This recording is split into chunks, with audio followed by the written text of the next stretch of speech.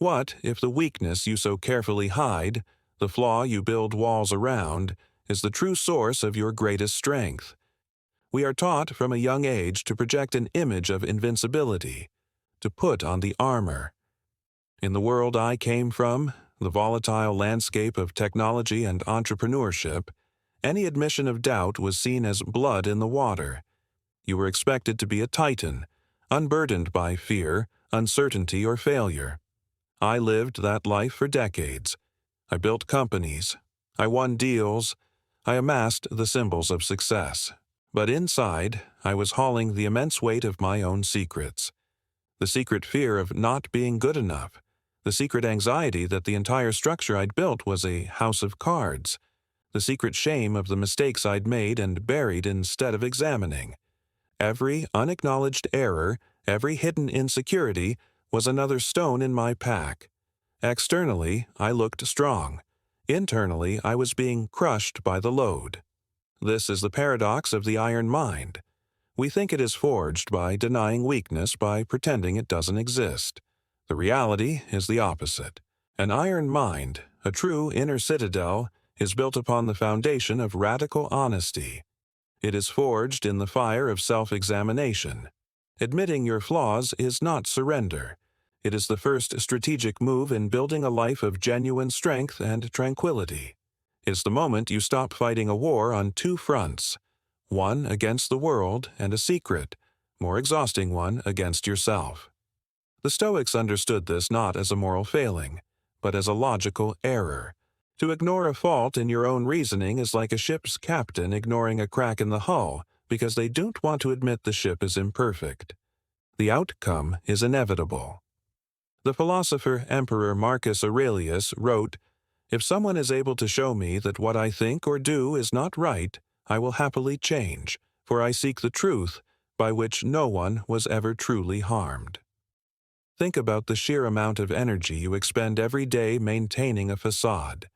The mental calculus of what to say, how to act, what to hide, to ensure no one sees the cracks. What could you build with that energy if it were reclaimed? What problems could you solve?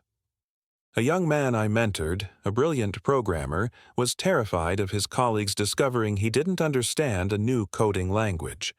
He spent his nights secretly scrambling to learn, his days deflecting questions and hiding his ignorance. His performance plummeted. His anxiety was debilitating. His great secret was a simple, solvable problem, a knowledge gap. The moment he confessed it to his team lead, the burden vanished. He wasn't fired, he was given a mentor and the resources to learn properly. His supposed weakness, once admitted, became the catalyst for his growth.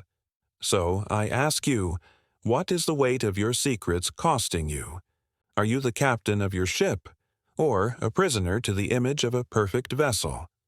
The pressure to hide our imperfections is immense, particularly in a society that worships outcomes and airbrushed success.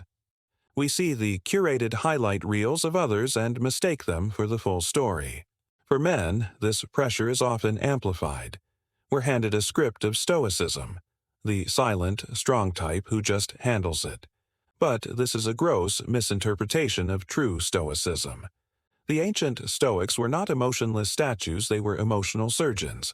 They didn't ignore their feelings or their flaws, they dissected them with ruthless precision. Hiding a flaw, pretending it isn't there, is the most fragile state of all. It makes you a slave to circumstance, constantly terrified of the one situation, the one question, that will expose you. The truth is, that which you refuse to confront, you give power over you. I remember a pivotal moment early in my career. We had lost a major client. The failure was largely on my shoulders. I had been arrogant. I had pushed a strategy that was misaligned with their needs because my ego was tied to it being the right one. My first instinct was to deflect, to blame the market, to point fingers at my team's execution, to construct an elaborate narrative where I remained the infallible leader. For a week, I lived in a state of quiet panic. The lie was a living thing, and it demanded constant feeding. It drained my focus. I couldn't sleep. My interactions with my team were tense and brittle because I was defending a fiction. The weight of that unspoken failure was heavier than the failure itself. It was a poison. Finally, in a team meeting, I stopped. I looked at the exhausted faces of the people who trusted me, and I confessed. I said, I was wrong. My ego drove this decision. I misread the situation, and I am responsible for this loss. Now, let's analyze my mistake so we never repeat it. The change in the room was immediate. The tension didn't just break, it evaporated. It was replaced by a surge of focused, collaborative energy. By admitting my fallibility, I gave them permission to be fallible too. We stopped wasting energy on blame and started investing it in solutions. This is the Stoic principle in action. Hiding the error serves the ego. Confessing the error serves the mission. The ego is fragile and demands protection. The mission is robust and demands truth. Are you serving your ego, or are you serving your purpose? What truth are you avoiding that could, if confronted, liberate you and your team to do your real work? The Stoics had a name for this practice of ruthless self-honesty: ascesis, or spiritual exercise. They treated the mind and character like a muscle that required daily, disciplined training. The most powerful of these exercises was the evening review, a practice championed by Seneca. It wasn't about guilt or self-punishment. It was a calm, objective, end-of-day audit. He would ask himself, what ailment have I cured today? What fault have I resisted? Where have I shown improvement? This is confession in its most practical form. It is a private, honest accounting with the one person you can never truly lie to: yourself. It's not about seeking forgiveness from some external entity, it's about taking radical ownership of your own internal operating system. When you think of confession, you might imagine a dramatic, tearful admission. But for the Stoic practitioner, it's often a quiet, solitary act. It is the practice of seeing yourself clearly, without the filters of ego or shame. It's looking at the events of the day and acknowledging, there, my anger got the better of me. Or, in that conversation, I acted from fear, not from reason, or I was lazy when I knew I should have been diligent. This isn't weakness. This is the work of a master craftsman inspecting his materials. You cannot strengthen a beam if you refuse to acknowledge its cracks. You cannot tune an instrument if you pretend every note is perfect. I have a client, a very successful CEO who was known for his explosive temper. He saw it as part of his hard-charging persona. But it was costing him talent and creating a culture of fear. He resisted seeing it as a flaw, framing it instead as a tool for motivation. I challenged him to begin the simple practice of Seneca's evening review. No judgment, just observation. For 1 week, his only task was to write down every instance he felt his temper rise. At the end of that week, he called me, subdued. He said, I'm not a hard charger, Cassian. I'm an addict. I'm addicted to the feeling of power that comes from making others afraid.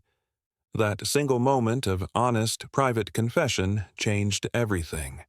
He saw his strength for what it was, a profound weakness. From that point of observation, we could begin the real work of building a new response, one based on reason and respect, not reactive anger. So, here is your practice. Tonight, before you sleep, take 5 minutes. Write down one action you took today that was not in alignment with the person you want to be. Don't judge it. Don't wallow in it. Simply observe it. Acknowledge it. I saw this. I did this. This is the first step. Can you commit to looking at your own ledger with that level of dispassionate honesty? For centuries, this idea of admitting fault was housed in the realms of philosophy and religion. But in the last few decades, modern science has caught up, providing clinical evidence for what the ancients knew through practice. Researchers like Brené Brown have brought the concept of vulnerability into the mainstream, demonstrating through data that it is the bedrock of courage, connection, and resilience.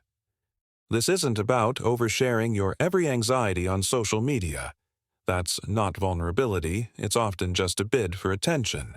True vulnerability, in the Stoic sense, is the courage to be seen without your armor. It is the willingness to admit, I don't know, or I was wrong, or I need help. Think of it from an engineering perspective. When engineers design a bridge or an aircraft, they build in systems for failure detection. Sensors constantly monitor for stress fractures, for metal fatigue, for deviations from the norm.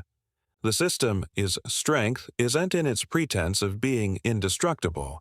Its strength is in its hyper-awareness of its own potential weaknesses. It is designed to confess its flaws the moment they arise, so they can be addressed. A system that cannot report its own errors is a brittle system, destined for catastrophic, unexpected failure. Your mind is no different. Your ego wants you to believe you are a perfect, monolithic structure, but your reason knows you are a dynamic system that requires constant monitoring and maintenance. The small, daily confessions of error are your internal sensor network. They are the early warnings that allow you to patch a vulnerability before it becomes a collapse. When you hide a mistake, you activate the brain's shame centers. Shame is a paralyzing, corrosive emotion. It tells you, I am bad. But when you confess a mistake, especially to yourself in a rational review, you activate the brain centers for problem-solving and growth.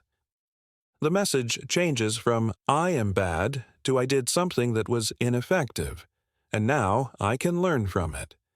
This shifts you from a fixed mindset to a growth mindset. It recasts failure from an indictment of your character into a simple data point for improvement. A mentee once struggled with chronic procrastination on his most important projects. He carried immense shame about it, seeing it as a deep personal failing. The confession came when he finally admitted, I don't procrastinate because I'm lazy. I procrastinate because I'm terrified of not being perfect. That admission was the key. It reframed the problem. We were no longer fighting the monster of laziness. We were addressing the manageable fear of perfectionism. What are the design flaws you are refusing to see in your own system? Are you running diagnostics, or are you just flying on blind faith, hoping the engine doesn't fail? Self-examination is the foundation, but the structure is often built with the help of another. Admitting a flaw to yourself is a critical first step, but sharing that struggle with a trusted ally is what accelerates true transformation. This moves you from the passive state of guilt into the active state of accountability. Guilt is a stagnant pool. It looks backward and says, look at the terrible thing I did. It's self-indulgent and produces nothing. Accountability is a flowing river. It looks forward and says, given the mistake I made, what is the right action to take now? It is about ownership, responsibility, and forward momentum. The Stoics understood this intimately. Philosophy in the ancient world wasn't a solitary academic pursuit. It was practiced in dialogue. Epictetus had his students, Socrates had his interlocutors. They believed that our own reasoning is flawed and that we need the perspective of a trusted, rational friend or mentor to help us see our own blind spots. This is the concept of an accountability partner. This isn't someone who coddles you or validates your excuses. It is someone who holds you to the standard you've set for yourself. It's someone you give permission to ask the hard questions. During my burnout, the moment that truly marked the beginning of my recovery was not just admitting my brokenness to myself. It was confessing it to one of my oldest friends, a man who had seen me at my best and worst. I didn't go to him for sympathy. I went to him for clarity. I laid out the situation, the anxiety, the anger, the feeling of being a passenger in my own life. And I said, I need you to help me stay on the path I'm about to choose. When you see me slipping back into old patterns, I need you to call me on it. No judgment, just the truth. This act of confession did two things. First, it made my intention real. Saying it out loud cemented my commitment. Second, it created an external check on my internal state. Knowing that he would be asking the questions forced me to be more rigorous in my own daily practice. Choosing this person is critical. It must be someone who values truth over comfort, and who is more committed to your growth than to your ego? Do you have such a person in your life? And more importantly, have you had the courage to ask them for this kind of rigorous support? Stories of transformation are powerful because they show us what is possible. I want to share the specifics of my own crucible moment, not as a war story, but as a case study in this process of confession and rebuilding. For years, my identity was completely fused with my business. My sense of self-worth rose and fell with our quarterly earnings reports. I celebrated victories with extravagant spending and weathered losses with volcanic anger and sleepless nights. I was, in the Stoic sense, a slave to things outside my control. I was addicted to the highs of success and terrified of the lows of failure. I confessed none of this to anyone. I projected an image of serene control while my internal world was a raging storm. The collapse came not from a single market crash, but from 1,000 tiny cuts. A key product launch was delayed. A trusted employee left for a competitor. A deal I had counted on fell through. These were normal business challenges, but my internal foundation was so rotten with unexamined anxiety and ego that I couldn't bear the weight. The burnout was profound. It manifested physically: chronic fatigue, heart palpitations, a constant haze of brain fog. My doctor told me I was on a trajectory for a massive heart attack. My most important relationship, my marriage, was strained to the breaking point because I was bringing the storm home with me every night. The first confession was the hardest. It happened late one night in my study, surrounded by the trappings of my success. I had to finally admit to myself, this is not working. I am not working. The man who built this empire is also the man who is destroying himself. It was a quiet, devastating admission. The second confession was to my wife. I sat her down and dismantled the facade I had maintained for years. I told her about the fear, the pressure, the feeling of being an imposter. I confessed that my anger was not a sign of strength, but of terror. That confession didn't solve everything, but it stopped the bleeding. It allowed another person into the fortress where I had been a solitary prisoner. The liberation that followed was not immediate euphoria, but a slow, steady release of pressure. It was the feeling of putting down an impossibly heavy weight I didn't even realize I was carrying. The strength I gained was not the brittle strength of a flawless facade, but the resilient strength of a structure that has been tested, broken, and consciously rebuilt on a foundation of truth. What facade are you protecting? And what would happen if you had the courage to let it fall? So, how do we move from understanding this concept to living it? How do we build that inner citadel that can withstand the chaos of the external world? The answer is in daily practice. It is not a single, grand act of confession, but a consistent, disciplined habit of self-awareness and course correction. This is the blueprint for forging an iron mind. It consists of 3 core actions, repeated daily: confess, reflect, act. First, confess. This is the daily practice of honest observation we've discussed.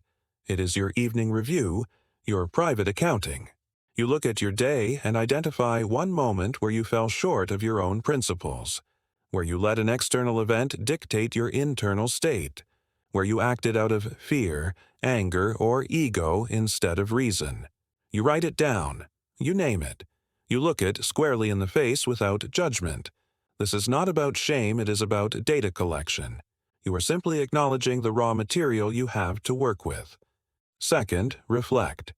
Once you have acknowledged the event, you ask a series of simple, logical questions. Why did I act that way? What was the underlying belief or fear that triggered that reaction? What would the ideal response have looked like? What principle or virtue should I have applied in that moment?